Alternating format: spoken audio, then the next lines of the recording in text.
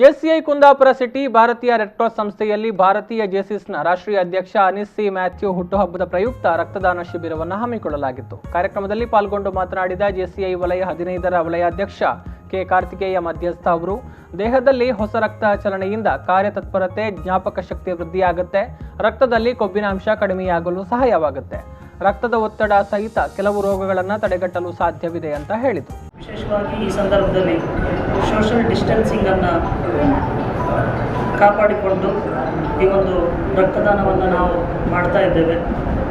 ಈ ದಿವಸ ಕುಂದಾಪುರ ಭಾಗದಲ್ಲಿ ಜೆಸಿಐ ಕುಂದಾಪುರ ಸಿಟಿ ನನ್ನ ಮಾತೃ ಘಟಕ, ಈ ಘಟಕದವರು ಕೂಡ ಈ ದಿವಸ ಬ್ಲಡ್ ಡೊನೇಷನ್ ಕ್ಯಾಂಪನ್ನು ರೆಡ್ ಕ್ರಾಸ್ ಸಂಸ್ಥೆಯ ಸಹಯೋಗದೊಂದಿಗೆ ನಾವು ಹಮ್ಮಿಕೊಂಡಿದ್ದೇವೆ.